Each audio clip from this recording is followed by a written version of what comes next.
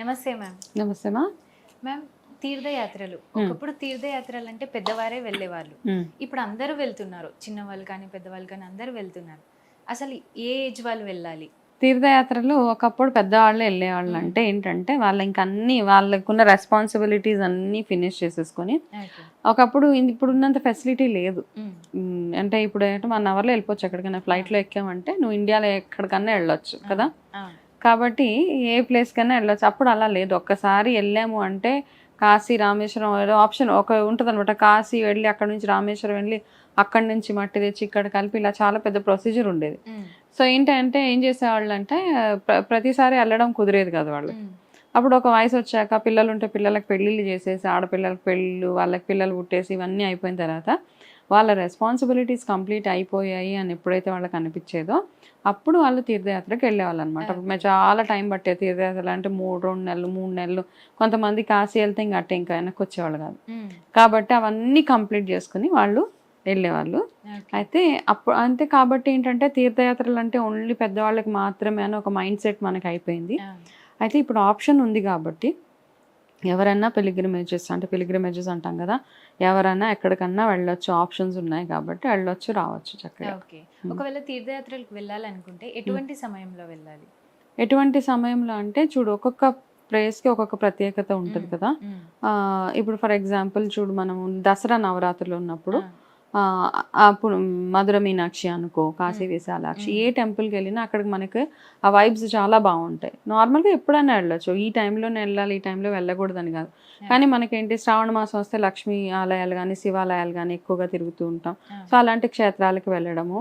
అదే కాకుండా మనకి కార్తీక మాసం వచ్చినప్పుడు కూడా విష్ణు ఆరాధన, శివ ఆరాధన ఎక్కువగా చేస్తాం కాబట్టి ఆ టైంలో దానికి సంబంధించిన టెంపుల్స్కి వెళ్ళడము, అట్లా వెళ్తూ ఉంటే బాగుంటుంది. నేను చాలా మటుకు నా వీడియోస్లో ఏం చెప్తానంటే, శుక్రవారం పౌర్ణమి వచ్చినప్పుడు మీకు వీలైతే ఏదన్నా ఒక శక్తిపీఠానికి వెళ్ళిరండి. చాలా పవర్ఫుల్గా చాలా బాగుంటుంది అనమాట. కాబట్టి ఇప్పుడు మనకి ఏ రోజు వెళ్ళినా ఓకే, మనకి ఏ తీర్థయాత్రలు వెళ్ళాలి, పుణ్యక్షేత్రాలకు వెళ్ళాలంటే ఏ డేతో సంబంధమే లేదు, అసలు ఎప్పుడైనా వెళ్ళొచ్చు మనం. మ్యామ్, లైఫ్లో ఒక్కసారైనా వెళ్ళదగ్గ పుణ్యక్షేత్రం ఏది? కాశీ. ఎక్కడికి వెళ్ళినా వెళ్ళకపోయినా అక్కడికి వెళ్తే కాశీ ఒక్కసారి వెళ్ళి దర్శనం ఒక్కసారైనా వెళ్ళాలి చాలా అనుకుంటారు అనమాట. అయితే అప్పట్లో కాశీ వెళ్ళడం అంటే పెద్ద టాస్క్. మామూలుగా ట్రైన్స్ ఉండేవి కాదు, ఏమి ఉండేవి కాదు కదా. నడకదారి, ఎడ్ల బండి, ఇంతే అనమాట. వెళ్తే వాళ్ళు వెనక్కి వస్తారో వాళ్ళు వెనక్కి వచ్చారంటే అదొక పెద్ద పండగ అనమాట అందరికి. కాబట్టి కాశీ ఒక్కసారైనా వెళ్ళాలంటారు. అక్కడికి వెళ్తే మోక్షం కాబట్టి అక్కడికి వెళ్తారు అందరు. మ్యామ్, అప్పట్లో కాశీ తాడుకి చాలా పవర్ఫుల్ అని వింటుంటాము. ఇప్పుడు కూడా అవి ఉన్నాయా? ఇంకా కాశీ తాడులు ఉన్నాయి, ఎందుకు లేవు? పవర్ఫుల్ ఎందుకు అంటే కాశీని కాపాడేది ప్రొటెక్టర్ ఎవరు కాశీకి? వీరభద్రుడు కదా. వీరభద్రుడు అంటే శివుడు అంశనే ఆయన, కాకపోతే ఉగ్రరూపం ఆయన అనమాట. ఆయన కాశీ మొత్తాన్ని ఆయన కంట్రోల్, ఆయనే కాపాడుతూ ఉంటాడు అనమాట. అయితే ఏమంటారంటే కాశీ వెళ్ళినప్పుడు వీరభద్రుడు టెంపుల్ కూడా ఖచ్చితంగా వెళ్ళాలి. ఆ వీరభద్రుడు గుడికి వెళ్ళినప్పుడు ఏమవుతుంది అంటే అక్కడికి వెళ్ళినప్పుడు అక్కడే కడతారు. ఈ కాశీ తాడు ఏదైతే ఉందో అది అక్కడ కడతారనమాట.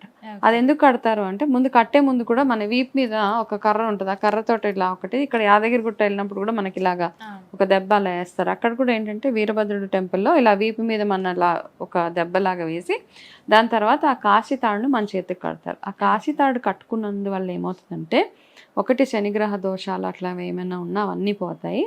దాంతోపాటు ఏంటంటే మనం అప్పటిదాకా చేసిన ఏదైనా తెలిసి తెలియక చేసిన పాపకర్మలు ఏవైతే ఉంటాయో అవన్నీ తొలగిపోవడానికి గాను ఆ కాశీ తాడు కడతారు. అది కట్టిన తర్వాత ఇక ముందు మనం ఎటువంటి తప్పులు చేయకుండా ఉండాలని అదొక డెసిషన్ మేకింగ్ అనమాట. బేసిక్గా మనం అప్పటిదాకా ఏవోవో తప్పులు చేస్తాం. కాశీ వెళ్తే ఏమంటారంటే, కాశీ వెళ్ళి గంగలో మునిగితే మనం చేసిన పాపాలన్నీ పోతాయి, ఆ విశ్వేశ్వరుడు దర్శనం చేసుకుంటే మనం ఎటువంటి తప్పులు చేసినా పాపాలు చేసినా అవన్నీ పోతాయి. కాబట్టి ఇదంతా ఒక ప్రాసెస్. అక్కడికి వెళ్ళిన తర్వాత దేవాలయ దర్శనం అన్నీ చేసుకున్న తర్వాత ఈ వీరభద్రుడి గుడికి వెళ్ళి ఇవన్నీ కట్టుకున్న తర్వాత అక్కడ దండం పెట్టుకోవాలి. మనం ఈ రోజు దాకా నేను చేసిన ఏమైనా తెలిసి తెలియక చేసిన తప్పులు ఏమైనా ఉంటే నన్ను క్షమించి ఇక ముందు నేను ఏమీ చేయకుండా ఉంటానని అదొక ప్రామిస్ అనమాట అక్కడికంటే. అది చేసి రావడం కాబట్టి కాశీ తాడుకు అంత ఇంపార్టెన్స్ ఉండేది. కాకపోతే ఈ మధ్య ఫ్యాన్సీ కాబట్టి అది కట్టుకోవడం చాలా మంది ఇష్టపడరు, అది కట్టుకుంటే స్టైలిష్గా ఉండదు ఇట్లా అంటూ ఉంటారు కాబట్టి. బట్ కట్టుకోవడం వల్ల ఏమీ నష్టం లేదు. అది కట్టుకున్నప్పుడు మాత్రం ఇది నియమం అనమాట. ఇక ముందు నేను ఎటువంటి తప్పులు చెయ్యను అన్నప్పుడు మాత్రం కట్టుకోవాలా. అట్లా ఖచ్చితంగా ఎవరైతే కట్టుకొని చేస్తూ ఉంటారో వాళ్ళకి శనిగ్రహ దోషాల నుంచి కూడా నివృత్తి కలుగుతుంది. మ్యామ్, కాశీకి వెళ్తే ఖచ్చితంగా మనకి ఇష్టమైన ఒక వస్తువుని వదిలేసి రావాలి అంటారు. అలా వదిలేసి వస్తే ఖచ్చితంగా ఫలితం ఉంటుందా? అయితే కాశీకి వెళ్ళినప్పుడు కాయో పండో ఫలమో వదిలేయమంటారు అనమాట. అయితే ఎందుకు అంటారు అట్లా అంటే, ఇంతకుముందు మనం మాట్లాడుకున్నట్టుగా కాశీ వెళ్ళాలంటే ఒక పట్టాన జరిగే పని కాదు ఒకప్పట్లో అనమాట. వెళ్ళాలి అంటే ఇంకా వెళ్ళిన వెనక్కి వస్తారు. ఒకసారి వెళ్ళి వస్తేనే పెద్ద టాస్క్ అది. రెండోసారి వెళ్ళడం అంటే ఇంకా అసలు ఇంపాసిబుల్ టాస్క్ అయిపోయేది అనమాట. కాబట్టి ఏం చేసేవాళ్ళు, అప్పుడు వెళ్ళినప్పుడు వాళ్ళకి ఇష్టమైనది ఏదో కాయో పండో ఏదో ఒకటి అక్కడ వదిలేసేవాళ్ళు. వదిలేసి వచ్చాక ఏమవుతుంది అంటే, అసలు దీని వెనకాల ఉన్న రీజన్ అనమాట. ఆ వదిలేసి వచ్చిన తర్వాత మనకు అత్యంత ఇష్టమైనది అది ఎప్పుడు చూసినా మనకి ఫస్ట్ ఏం గుర్తొస్తుంది, అయ్యో నేను ఇది కాశీలో వదిలేసాను కదా, నేను తినను అంటే మనకి ఎవరు గుర్తొస్తున్నారు అప్పుడు? భగవంతుడు గుర్తొస్తున్నాడు, కాశీ గుర్తొస్తుంది.